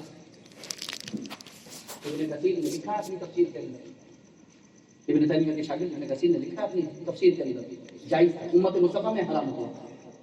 اور اگر یہی بات ہے تو ہم کہتے ہیں کہ حضرت یوسف علیہ السلام کو ان کے بھائیوں نے سجدہ کیا, ماں باپ نے سجدہ کیا, وہ ستارے تھے, چاند و سورج تھے, انہوں نے سجدہ کیا. ہم پوچھنا چاہتے ہیں کہ وہ سب مشرک ہو گئے کہ نعوذ باللہ من ذالک؟ جائز تھا, اس امت میں حرام ہوا. تو حرام کرو نا, آپ اتنا غلو کر کے کافر و مشرک کیوں کہہ رہے ہیں؟ کیوں پوری دنیا کے مسلمانوں کو مشرک بنائے ڈال رہے ہیں؟ کیوں آپ اتنا زیادہ آگے بڑھ رہے ہیں؟ فقہا کی, پہلے حنفی کی, حنفی علماء کی, حنفی فقہ کی آپ کتابیں پڑھ کر کے دیکھیے, ہر کتاب میں صاف صاف لکھا ہوا ہے کہ غیر اللہ کے لیے سجدہ عبادت شرک ہے, سجدہ تعظیمی حرام ہے. آپ تو سجدے کی بات کرتے ہو جناب, آپ تو سجدے کی بات کرتے ہو. حنفی فقہ اٹھا کر کے دیکھو, جو لوگ نادان ہیں, میں نے یہی بولا کہ جو لوگ نادان ہیں وہ لے کے آ کر کے حنفی فقہ کی بات کر رہا ہوں. وہ ہم احناف پر یہ الزام لگاتے ہیں کہ یہ لوگ غلو کرتے ہیں, یہ لوگ یہ کرتے ہیں, مزاروں پر یہ کرتے ہیں, یہ کرتے ہیں. ہماری فقہ اٹھا کر کے دیکھو, آ کر کے دیکھو علماء نے کیا لکھا ہے ہمارے. تم تو سجدے کی بات کر رہے ہو, ہمارے یہاں تو صرف انحنا, ہلکا سا جھک جانا بھی ناجائز ہے. اور صرف اتنا چھوڑو, آپ رکوع میں ہو, یہاں مفتیان نظام موجود ہے, آپ رکوع میں ہو, امام رکوع میں ہے, کسی کے آنے کی آہٹ محسوس ہوئی اسے, تو آپ پوچھیے علماء سے کیا اس کے لیے وہ 4 تسبیح 5 تسبیح زیادہ کر سکتا ہے؟ کیا نہیں کر سکتا. رکوع خالص اللہ کے لیے, کسی کے لیے زیادہ نہیں کر سکتا. آپ اٹھ جائیے, اپنا کام کیجیے, آپ اپنی عبادت کر رہے ہیں. یہ نہیں ہے کہ آپ کو مسئلہ آ گیا, آپ کو پتہ چل گیا تو آپ نے 4 5 6 8 تسبیح زیادہ کر دی تاکہ وہ وضو کر کے یا جلدی سے ڈیوٹی اتار کے وہ جلدی سے آستین سمیٹ کے اور وہ آ کر کے آپ کی نماز میں شامل ہو جائے. نہیں کر سکتے, اجازت نہیں ہے, بالکل اجازت نہیں ہے. آپ کو جو اتنی بھی اجازت نہ دیں وہ سجدے کی اجازت دے دیجیے. ارے جو ایک دو تصویر بنانے کی، چار تصویر بنانے کی اجازت نہ دے وہ آپ کو سجدے کی اجازت دیں گے؟ کہاں کا الزام لگا رہے ہو؟ کہاں سے کہاں لا کر کے جوڑ رہے ہو؟ کیوں الزام لگا رہے ہو؟ کیوں اہل سنت والجماعت کو بدنام کرنے کی کوشش کر رہے ہو؟ تو ہمیں بھی چاہیے کہ ہمارے اندر سے بھی نادانی ختم ہو، اور ہم چاہتے ہیں کہ ان نادانوں کی بھی نادانی ختم ہو، وہ بھی اپنی نادانی کو ختم کریں۔ تو ہمیں یہاں پر دیکھنا ہے، ہمیں یہاں پر سوچنا ہے، ہمیں یہاں پر بہت ہی سوچ سمجھ کر کے چلنا ہے۔ اللہ کے رسول صلی اللہ علیہ وسلم کی تعظیم، محبت مصطفیٰ مدار نجات ہے۔ محبت مصطفیٰ مدار نجات ہے، ذریعہ نجات نہیں ہے۔ فرق ہے، پہلے ایمان ہے، ایمان کی بنیاد توحید پر ہے، ایمان کی بنیاد توحید پر ہے، اور اس کا پتہ چلے گا وحی کے ذریعے سے۔ تو یہ جو ایمان ہے اور عمل صالح، تو محبت ہے، محبت مصطفیٰ ہے، اور یہ ایک طرف آپ کے اعمال ہیں۔ محبت مصطفیٰ مدار نجات، اعمال ذریعہ نجات، اعمال ذریعہ، اعمال آپ کے نجات کا ذریعہ ہیں، اور محبت مدار نجات۔ اللہ کے رسول سرور کونین صلی اللہ علیہ وسلم، آپ اس سے پہلے دیکھ لیں نماز کو دیکھ لیں، 10 سال تک کیا ہوا تھا؟ کیا نماز تھی؟ 10 سال تک کیا نماز تھی؟ ابتدائی 10 سال میں، نبوت کے ابتدائی 10 سال میں کیا نماز تھی؟ نہیں۔ من قال لا الہ الا اللہ، قولوا لا الہ الا اللہ، تو صحیح، قولوا لا الہ الا اللہ، لا الہ الا اللہ محمد رسول اللہ کہو، فلا کہو۔ محمد مصطفیٰ مدار نجات۔ اللہ کے رسول سرور کونین صلی اللہ علیہ وسلم سے ایک صحابی نے پوچھا، متی الساعۃ یا رسول اللہ، یا رسول اللہ قیامت کب آئے گی؟ یا رسول اللہ قیامت کب آئے گی؟ اللہ کے رسول سرور کونین صلی اللہ علیہ وسلم نے ارشاد فرمایا، ماذا اعددت لها، تم نے تیاری کیا کی ہے قیامت کی؟ قیامت کے بارے میں پوچھتے ہو کب آئے گی، تیاری کیا کی ہے تم نے؟ انہوں نے عرض کیا، یا رسول اللہ صلی اللہ علیہ وسلم میرے پاس زیادہ نفل نماز ہے، زیادہ نفل روزے، یہ میں سوچ رہا کہ ان کے پاس نمازیں نہیں تھی، روزے نہیں تھے، کیونکہ کوئی صحابی ایسا نہیں تھا جس نے فرض نماز چھوڑی ہو، اس نے سنت چھوڑی ہو، یا روزے اس نے چھوڑے ہو، نہیں، نفل کی کثرت کی بات ہو رہی ہے کہ نوافل کی کثرت تھی کہ نہیں تھی، صدقات و خیرات کی کثرت تھی کہ نہیں تھی، وہ نفی کر رہے ہیں نوافل کی، کہ نوافل کی کثرت میرے پاس نہیں ہے یا رسول اللہ صلی اللہ علیہ وسلم، ولکن احب اللہ ورسولہ، لیکن اللہ کے رسول، میں اللہ اور اس کے رسول سے محبت کرتا ہوں، میں اللہ اور اس کے رسول سے محبت کرتا ہوں۔ اللہ کے رسول نے ارشاد فرمایا، المرء مع من احب وانت مع من احببت، ہر شخص قیامت میں اسی کے ساتھ ہوگا جس سے وہ محبت کرتا ہے، اور تو اسی کے ساتھ ہوگا جس سے تو محبت کرتا ہے۔ حضرت سیدنا انس رضی اللہ تعالیٰ عنہ خادم خاص بارگاہ رسالت میں آپ صلی اللہ علیہ وسلم 10 سال کے تھے جب ان کی ماں نے حضور کی بارگاہ میں لا کر کے پیش کر دیا۔ اور کیسے پیش کیا؟ جب اللہ کے رسول مکہ مکرمہ سے ہجرت کر کے مدینہ منورہ تشریف لائے تو بچوں کو عادت ہوتی ہے کہ جب کوئی بزرگ آنے والا ہوتا ہے، جب کوئی عالم آنے والا ہوتا ہے ہماری بستی میں، مثلاً تاج الشریعہ آنے والے ہوتے ہیں ہماری بستی میں، تو آپ نے دیکھا کہ کیسے ہم لو لگائے کھڑے ہوتے ہیں۔ ارے جب تاج الشریعہ کے لیے آپ اتنی لو لگا کے کھڑے ہوتے ہو تو حضور کے لیے صحابہ نے کتنی لو لگائی؟ اپنی محبت کو دیکھو اور ان کی محبت کو دیکھو، ان کی محبت کی اقتداء و پیروی کی، آپ کو کہا گیا ان کی محبت میں اقتداء و پیروی کرنی چاہیے۔ جو ان کے جیسا ایمان لائیں گے تو ہدایت پائے جائیں، ان کے جیسا اگر ایمان لائیں فَإِنْ آمَنُوا بِمِثْلِ مَا آمَنْتُم بِهِ فَقَدِ اهْتَدَوْا، اگر وہ ایمان لے آئیں جیسا تم ایمان لے کر کے آئے ہوئے صحابہ تو ہدایت پا جائیں، جیسے صحابہ ایمان لے کر کے آئے ایسا ایمان اگر سب کا ہو تو ہدایت پا جائیں۔ حضرت انس بن مالک رضی اللہ تعالیٰ عنہ کیا ہے، ہر روز مدینے میں ایک ٹیلا جہاں سے راستہ آ رہا ہے وہاں پر جا کر کے چل جاتے، صبح سورج کے ہونے سے لے کر کے کھڑے ہوتے اور انتظار کرتے رہتے۔ 3 دن تک لگاتار انتظار کیا انہوں نے، شاید مصطفیٰ اس گلی سے آتے ہوئے، شاید مصطفیٰ اس گلی، شاید مصطفیٰ اب آتے ہوئے، شاید مصطفیٰ اب آتے ہوئے، شاید مصطفیٰ علیہ تحیۃ و سلام اب آتے ہوئے۔ 3 دن کے انتظار کے بعد حضرت انس بن مالک رضی اللہ تعالیٰ عنہ کو زیارت ہوئی، اکرم صلی اللہ علیہ وسلم آئے۔ آپ شہر سے اٹھا کر کے دیکھیے، حدیث پاک اٹھا کر کے دیکھیے، آپ کو جملہ ملے گا، ایک جملہ یہاں پر ملے گا حضور کی آمد پر، حضور کی آمد پر آپ بہت خوشی مناتے ہیں، حضور کی آمد پر آپ حضور کی آمد پر بہت خوشی مناتے ہیں۔ بہت سارے لوگ یہ کہتے ہیں کہ صحابہ نے تو خوشی نہیں منائی حضور کی آمد پر، وہ بیوقوف ہے، یہ کہتے ہیں کہ حضور کی آمد پر جو ہے صحابہ نے خوشی نہیں منائی۔ نہیں، ہر جب حضور کی آمد دنیا میں ہوئی تھی اس ٹائم کوئی صحابی تھا ہی نہیں، 40 سال کے بعد صحابی ہوئے، اور تم 40 سال سے پہلے ہم سے صحابی مانگ رہے ہو، بیوقوفی کی بات تو یہی ہے۔ ارے تو ہم سے 40 سال کے پہلے صحابی مانگا، 40 سال کے بعد بات کرو نا صحابی کی۔ جب انہیں پتا چلا کہ نبی آئے گا، جب اعلان نبوت فرمایا تو تو سب خوشی سے حضور کی بارگاہ میں حاضر ہوئے. پھر کیا محبت کا عالم ہے؟ پھر کیا انہیں خوشی نہیں ہوئی کہ اللہ کے نبی کیا ہے جو یہ کہے جو صحابہ کو خوشی نہیں ہوئی کہ وہ ایمان سے خالی ہو جائے. وہ دیکھ وہ اپنے ایمان کا تقاضا لائے کیونکہ وہ صحابہ پر بہت بڑا الزام لگا دے. وہ اپنے ایمان کی خیر مچائے, وہ اسلام اپنے اسلام کی خیر مچائے.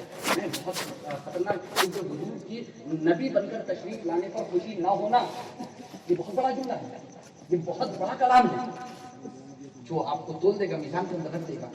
لیکن اب آئیے ہم دیکھتے ہیں خوشی ہوئی کہ نہیں ہوئی. جب اللہ کے رسول ہجرت کر کے مکہ مکرمہ سے مدینہ منورہ آئے تو صحیح ستہ میں آپ چلے جائیے, مسلم شریف کے حدیث میں آپ چلے جائیے, آپ کو کیا ملے گا؟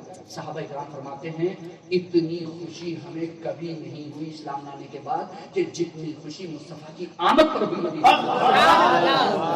جتنی خوشی ہمیں مصطفیٰ کی آمد پر مدینہ میں. اور ٹھیک یہی جملہ آپ کو ملے گا حضرت انس بن مالک کا کے بارے میں, اللہ کے رسول کے جملے کے بارے میں.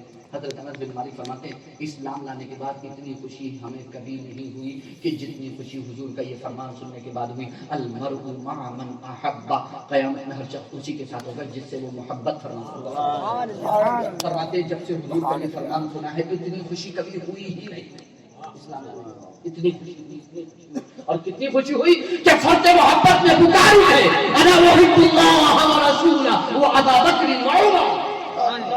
میں اللہ سے محبت کرتا ہوں, رسول سے محبت کرتا ہوں, ابو بکر سے محبت کرتا ہوں, عمر فاروق سے محبت کرتا ہوں.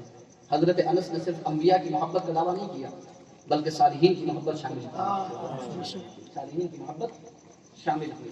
ہم جب درس بخاری لے رہے تھے اپنے والد ماجد کے پاس تو دوران درس بخاری والد ماجد نے فرمایا کہ اے بیٹا تم یہ شعر اپنے وظیفے میں رکھا کرو. کون سا شعر؟ احب الصالحین ولست منهم لعل اللہ یرزقنی صلاحا. میں صالحین سے محبت کرتا ہوں حالانکہ میں صالحین میں سے ہوں نہیں, میں نیکوکاروں میں سے ہوں, میں نیکوکاروں میں سے نہیں ہوں, صالحین میں سے نہیں ہوں, لیکن میں ان سے محبت کرتا ہوں. کیوں محبت کرتا ہوں؟ لعل اللہ یرزقنی صلاحا, تاکہ اللہ مجھے بھی صالح اور نیک بنا دے. مجھے بھی اللہ صالح اور نیک بنا دے. انس بن مالک فرماتے ہیں میں صالحین سے محبت کرتا ہوں. صالحین سے محبت کرو, آپ صالحین سے محبت کرو. صحبت صالح ترا صالح کند, صحبت صالح ترا صالح کند. نیک کی صحبت تجھے نیک بنائے گی, بد کی صحبت تجھے بد بنائے گی.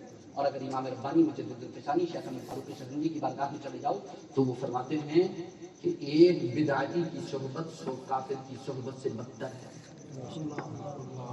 ایک بدعتی کی صحبت اور کافر کی صحبت سے بہت آسانی سے کہہ دیا جاتا ہے کہ تم لوگ اتحاد نہیں کر رہے, تم لوگ مل کے نہیں چل رہے. وہاں بھی دیوبندی رہنمائی شیعہ رافضی چکلانوی سنی سب لوگوں کو مل کر چلنا چاہیے. بات بہت اچھی ہے, بات بہت اچھی ہے, لیکن یہاں پر امام ربانی کی اس بات پر توجہ دینے کی ضرورت ہے کہ اگر یہ دنیاوی اتحاد, یہ ظاہری اتحاد دنیاوی امور میں, دنیاوی معاملات میں آپ چل رہے ہو, آپ کسی کے ساتھ بیٹھ رہے ہو, اٹھ رہے ہو, کچھ کر رہے ہو, لیکن اگر وہ کہتے ہیں تو آپ کے عقیدے پر اتنا فرق پڑنے والا نہیں. لیکن اگر آپ ایک بدعتی کی صحبت اختیار کر رہے ہو تو پھر آپ خیر مچاؤ کہ اپنے ایمان کو کہیں ایسا نہ ہو کہ کسی دن وہ آپ کے ایمان پر ڈاکہ ڈال دیں, کہیں ایسا نہ ہو وہ آپ کے عقیدے پر ڈاکہ ڈال دیں. اس لیے منع فرمایا علماء نے لا تجالسوہم ولا تآکلوہم ولا تشاربوہم ولا تطعموہم ولا تناکحوہم. نہ ان کے ساتھ نہ بیٹھنا کرو, نہ کھانا پینا کرو, نہ ان کے ساتھ جو ہے وہ شادی بیاہ رچاؤ. کیوں؟ وہ آپ کے ایمان کو خطرہ ہے. آپ کو ہرگز صحبت اختیار نہیں کرنی ہے, آپ کو ہرگز صحبت اختیار نہیں کرنی ہے. اور اتنا نقصان کبھی نہیں پہنچا ہے ہندوستان میں رہتے ہوئے برادران وطن کے ساتھ کہ جتنا ان لوگوں کو نقصان پہنچا ہے جنہوں نے تجارت کی بنیاد پر, کاروبار کی بنیاد پر, رشتہ داری کی بنیاد پر بدعتیوں سے اپنی رشتہ داریاں اور صحبتیں اور سنتیں لے لی. اتنا نقصان کبھی نہیں ہوا.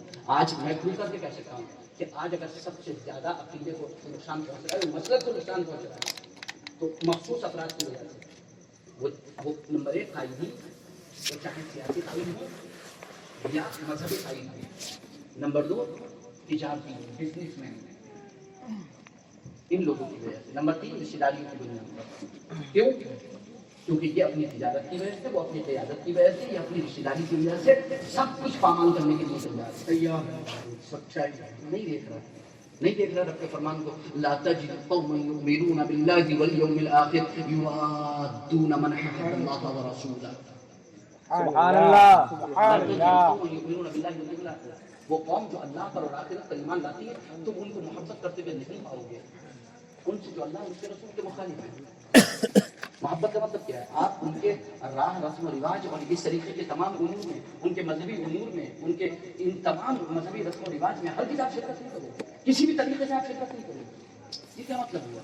ہاں وہ اس کے رسم و رواج اس کو مبارک ہو، آپ اپنے دین پر چلو گے۔ آپ ایسا کیسے کر سکتے ہو؟ آپ ایسا ہر دن نہیں کر سکتے۔ وہ اتنا پکا ہے کہ آپ کے رسم و رواج میں شرکت نہیں کر سکتے، تو آپ بھی تو پکے ہو جاؤ تو اس کے رسم و رواج میں شرکت مت کرو۔ سامان لے رہے ہو، سودا لے رہے ہو تو اس کی اجازت دیجیے، کاروبار کر رہے ہو اس کی اجازت دیجیے۔ میں آپ سے گزارش کرنا چاہوں گا کہ سورہ عصر کی جو میں نے تلاوت کی ہے اس میں اللہ رب العزت ارشاد فرماتا ہے، میں گفتگو چونکہ لمبی ہو جائے گی اس لیے سمیٹ کر کے چلوں گا۔ والعصر، زمانے کی قسم۔ یہاں پر امام اہل سنت علیہ حضرت برکت فاضل بریلوی رضی اللہ عنہ نے ترجمہ فرمایا زمانے محبوب کی قسم۔ سب سے بہترین زمانہ ہے، سب سے بہترین زمانہ ہے۔ نبی اکرم صلی اللہ علیہ وسلم تمام نبیوں سے افضل، امام الانبیاء، سید المرسلین، خاتم النبیین، شفیع المذنبین، انیس الغریبین، رحمت للعالمین، حضور احمد مصطفیٰ حضرت محمد مصطفیٰ صلی اللہ علیہ وسلم۔ بہت ہی الگ مسئلہ ہے۔ آپ اگر اس کو صرف جاننا چاہیں، حضور کی افضلیت کے بارے میں جاننا چاہیں تو ایک آیت کریمہ سورہ آل عمران کی آیت نمبر 81، آپ اس کو پڑھیے، اس کو سمجھیے، پتہ چل جائے گا حضور کا مقام و مرتبہ کیا ہے۔ کیا فرماتا ہے رب؟ وَإِذْ أَخَذَ اللَّهُ مِيثَاقَ النَّبِيِّينَ لَمَا آتَيْتُكُم مِّن كِتَابٍ وَحِكْمَةٍ ثُمَّ جَاءَكُمْ رَسُولٌ مُصَدِّقٌ لِمَا مَعَكُمْ لَتُؤْمِنُنَّ بِهِ وَلَتَنصُرُنَّهُ قَالَ أَأَقْرَرْتُمْ قَالُوا أَقْرَرْنَا قَالَ فَاشْهَدُوا وَأَنَا مَعَكُمْ مِنَ الشَّاهِدِينَ فَمَنْ تَوَلَّىٰ بَعْدَ ذَلِكَ فَأُولَٰئِكَ هُمُ الْفَاسِقُونَ۔ سبحان اللہ۔ یاد کرو جب اللہ نے نبیوں سے عہد لیا، نبیوں سے ان کا عہد لیا، کیا عہد لیا؟ کہ جو کتاب و حکمت میں تم کو عطا کرتا ہوں، کتاب و حکمت میں نے تم کو عطا کی ہے، پھر اس کے بعد جو کتاب و حکمت میں تم کو عطا کروں گا، اس کے بعد جب تمہارے پاس رسول تشریف لے آئے، کون سا رسول؟ جو تمہاری تصدیق کرنے والا، جو کچھ تمہارے ساتھ ہے اس کی تصدیق کرنے والا، تو تمہیں کرنا کیا ہے؟ لَتُؤْمِنُنَّ بِهِ وَلَتَنصُرُنَّهُ، ضرور اس کی نبی کی مدد کرنا ہے اور ضرور اس پر ایمان لانا ہے۔ اور اس کے بعد فرمایا کہ تم نے اقرار کیا، اور اس کے بعد فرمایا کہ تم نے اس پر میرا بھاری ذمہ لیا۔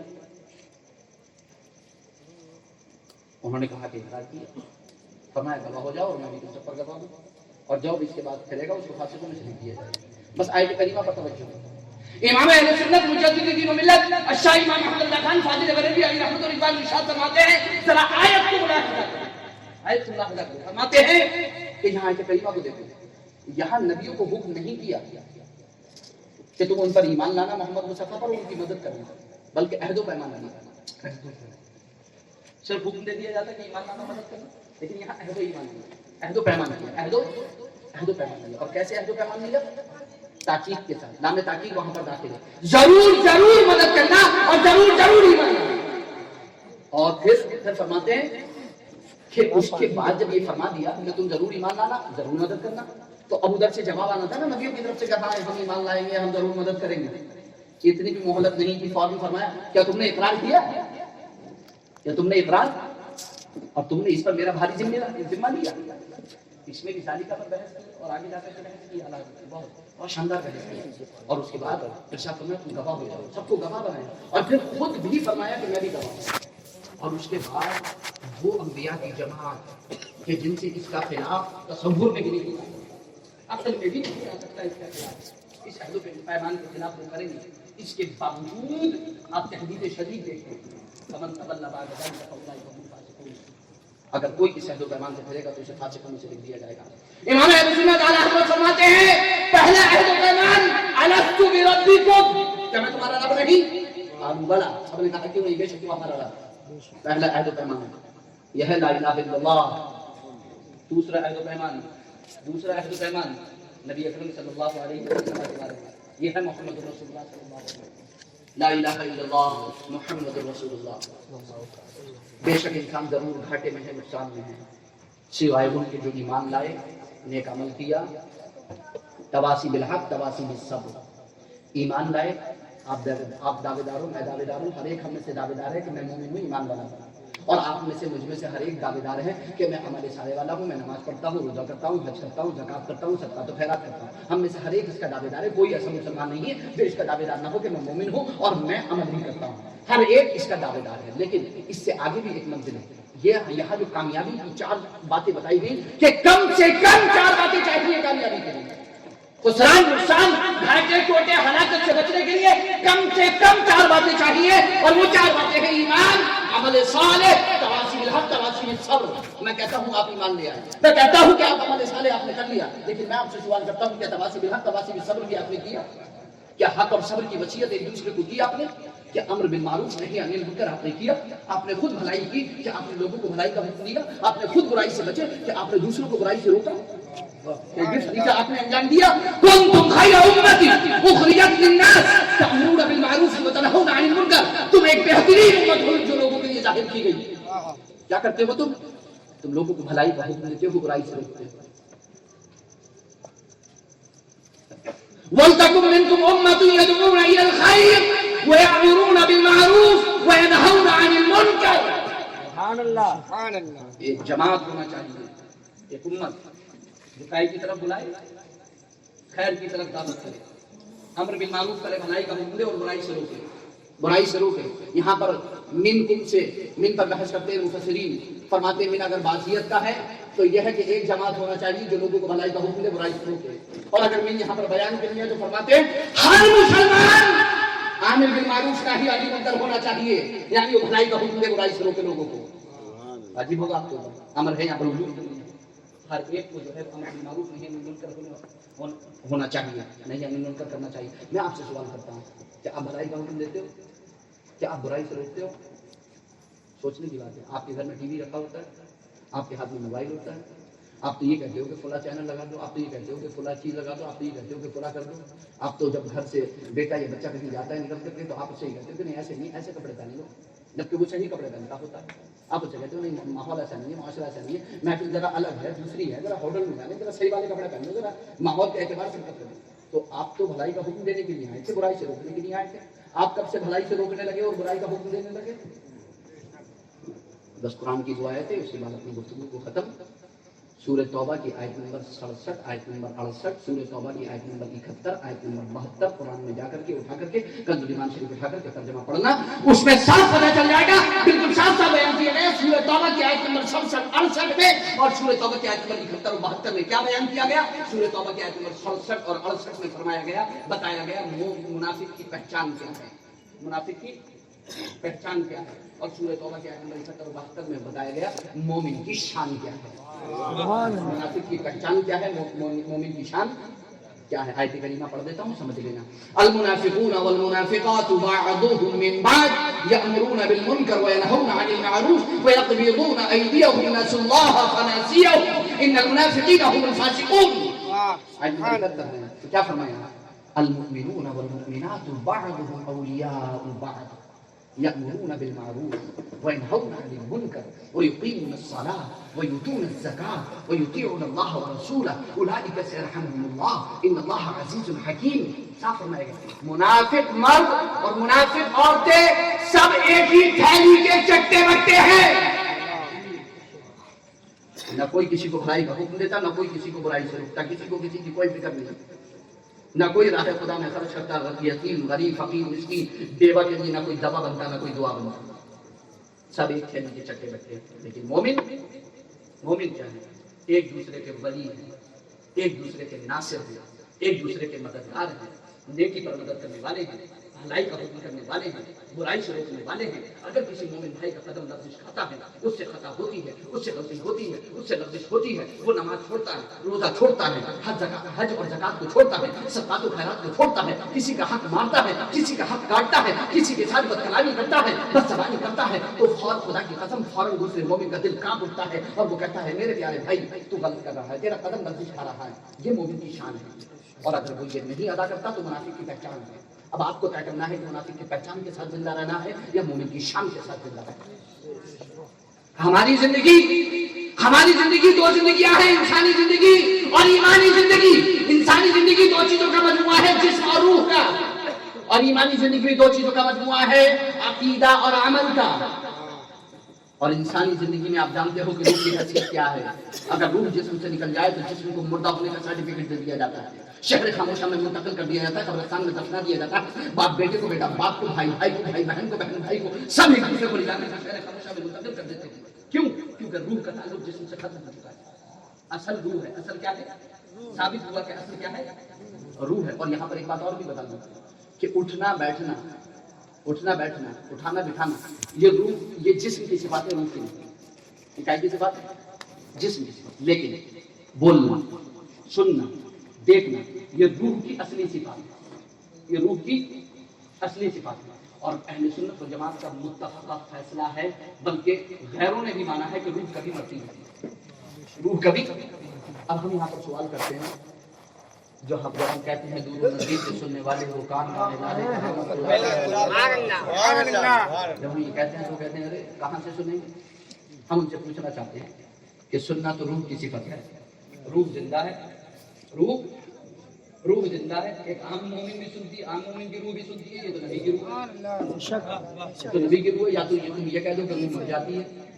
روح اگر مرتی نہیں ہے, زندہ ہے, اور تم بھی مانتے ہو کہ روح زندہ ہے, تو تم یہ کیسے کہہ سکتے ہو کہ وہ سنتی نہیں ہے, بولتی نہیں ہے, وہ پہچانتی نہیں ہے؟ یہ صفات اس کی ختم ہو گئی. ہر یہ صفات اس کی ختم نہیں ہو سکتی. اور جب ختم نہیں نبی کی بات, تو ان کا تو جسم بھی صحیح سلامت ہے.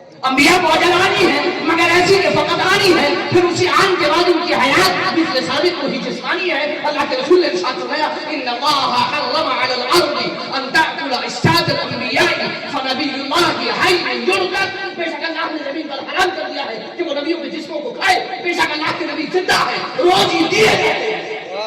سبحان اللہ. بات شہداء کرام کے بارے میں فرمائیں گے, ولا تحسبن الذين قتلوا في سبيل الله بل احياء عند ربهم يرزقون فنبي الله حي يرزق. شہداء کے ایمان میں جو قرآن نے کہا, نبی کے ایمان میں نبی نے فرمایا. دشمنی کس سے ہے؟ کہاں مانو گے, کہاں جا کر مانو گے؟ اسے حدیث ضعیف کہہ کر ٹھکرا دیتے ہو. قرآن کو مان لو, وہ شہید کے بارے میں. جب شہید کے بارے میں مان لو گے تو اس سے افضل جو پوری مخلوق سے, کائنات سے افضل, اس کے لیے نہیں مانو گے, اس کے لیے نہیں مانو گے. بے شک تو روح اصل ہے. روح اگر نکل جائے تو جسم کو جسم مردہ ہو جاتا ہے. اور جو حیثیت خدا کی قسم انسانی زندگی میں روح کی ہے جسم کے لیے, وہی ایمانی زندگی میں عقیدے کی ہے, عمل کے لیے. اگر عقیدہ نکل جائے تو عمل مردہ ہو جاتا ہے. بے شک ہمیں اصلاح کرنی ہے اپنے عقیدے کی بھی, ہمیں اصلاح کرنی ہے اپنے عمل کی بھی. لیکن اصلاح کہاں کرنی ہے جا کر کے؟ مسجد میں, مدرسے میں, خانقاہ میں. مسجد میں, مدرسے میں, خانقاہ میں. یہ 3 جگہیں ہیں روح کی اصلاح کے لیے. ہاسپٹل ہیں جسم کی اصلاح کے لیے, اور یہ 3 جگہیں ہیں روح کی اصلاح کے لیے. ہمیں یہاں جا کر کے روح کی اصلاح کرنی ہے, مگر اسی مدرسے جانا ہے, اسی مسجد جانا ہے, اسی خانقاہ جانا ہے کہ جس کا شجرہ صحیح ہے, جس کا شجرا مسجد نبوی اور درگاہ صفا کے علاقے میں ملتا ہو, جس کا شجرا منقطع ہو. اپنی بیٹی کی شادی کرتے ہو تو بہت اچھا شجرا ڈھونڈتے ہو, اس کا باپ کیسا ہے, اس کا بیٹا کیسا ہے, اس کا دادا کیسا ہے, اس کی نانی کیسی ہے, اس کی دادی کیسی ہے. ایمانی رشتہ جوڑو گے تو نہیں کچھ ہوگا. مسجد مدرسے میں جاؤ گے, خانقاہ میں جاؤ گے تو نہیں ڈھونڈو گے کہ اس کا شجرا کیسا ہے, ڈھونڈو نا. اسی لیے تو کہتا ہوں کہ جسم کی زیادہ فکر کرتے ہو, روح کی اتنی فکر نہیں کرتے. جتنی جسموں کی فکر کرتے ہو, اگر اتنی روح کی فکر کر دو تو دنیا اور آخرت دونوں سمجھ جاؤ.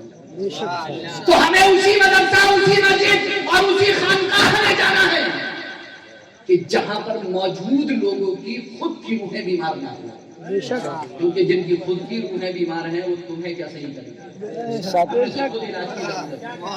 بیمار ڈاکٹر کسی اور کا کیا علاج کرے گا, وہ تو خود علاج کے لیے, اسے تو خود علاج چاہیے, اسے تو خود جو ہے وہ جا کر کے آئی سی یو میں ایڈمٹ ہونا ہے, جا کر کے اسے تو خود آئی سی یو کی ضرورت ہے, وہ تمہارا کیا علاج کرے گا. تو اسی مسجد, میں نے یہ نہیں کہا کہ اسی مسجد, اسی مدرسے میں اور اسی خانقاہ میں جانا ہے کہ جہاں پر جہاں کی روحیں بیمار نہیں, جہاں پر موجود لوگوں کی. کیونکہ بہت سارے جو ہے وہ لوگوں نے, حالانکہ بزرگ بہت اچھے ہیں, ان کی روحیں بڑی بات ہے, مگر جو موجود لوگ ہیں ان کی روحیں بڑی نہ بات. موجود لوگوں کی روحیں بہت, اس لیے غلط فہمی میں مبتلا نہیں ہونا. جب کہا جاتا ہے کہ فلاں جگہ نہیں جانا تو لوگ یہ سمجھتے ہیں کہ یہ فلاں بزرگ سے روک رہے ہیں. ہم فلاں بزرگ سے نہیں روک رہے, ہم مسجد و مدرسے سے نہیں روک رہے ہیں, ہم آپ کی روح کو بیمار ہونے سے روک رہے ہیں. ہم یہ کہتے ہیں اس معالج کے پاس جاؤ، اس حکیم کے پاس جاؤ، اس کے پاس جاؤ جو روحوں کا علاج کرنے کی قابلیت اور صلاحیت رکھتا ہو، جس کی خود کی روح بیمار نہ ہو، جس کی خود کی روح بیمار ہے وہ تمہارا کیا علاج کرے گا؟ تمہارا ذکر میرا دین و ایمان یا رسول اللہ، تمہارا مصحف روح میرا قرآن یا رسول اللہ۔ منافق کے کلیجے پر ہزاروں تیر چلتے ہیں، کہیں کہتا ہے جب سنی مسلمان یا رسول اللہ، اور تمہارے دشمنوں کا سر کچلنے کو رہے راتی غلامان شہر کا یا رسول اللہ۔ اللہ کے رسول نے ارشاد فرمایا مسلمان وہ ہے کہ جس کے ہاتھ اور زبان سے مسلمان محفوظ رہے۔ اور مسند امام احمد بن حنبل کی ایک روایت ہے، امام احمد نے اپنی مسند میں روایت کیا المسلم من سلم الناس من لسانه ويده، پہلی روایت کی المسلم من سلم المسلمون من لسانه ويده، اسی روایت کے ایک روایت کے الفاظ ہیں المسلم من سلم الناس من لسانه ويده، مسلمان وہ ہے کہ جس کے ہاتھ اور زبان سے لوگ محفوظ ہوں، ناحق آپ کے ہاتھ اور زبان سے کسی کو تکلیف نہ پہنچے۔ مومن وہ ہے کہ جس کا پڑوسی اپنی جان، اپنی مال، اپنی عزت، اپنے آبرو پر محفوظ ہو جائے۔ ایک کافر بھی ہے، غیر مسلم بھی اپنے گھر میں اپنی ماں، بہن، بیٹی کی عزت کو ایسے ہی محفوظ سمجھے جیسے آپ کی بہن بیٹی کی عزت آپ کے گھر میں محفوظ ہے، اور یہی مومن کی شان ہے، کیونکہ مومن عزت کو کسی کی حملہ نہیں کرتا، مومن کبھی کسی کی عزت پر حملہ دوران جنگ نہیں کرتا، عام حالات میں رہتے کرتا۔ اللہ رب العزت مجھے سب کو توفیق عطا فرمائے، دارن کی شہادت و برکتوں سے مالا مال فرمائے۔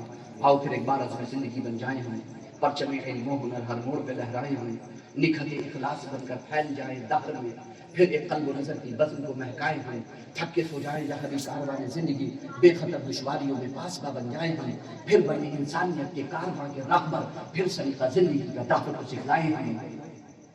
وما علینا الا البلاغ المبین۔ السلام علیکم ورحمۃ اللہ وبرکاتہ۔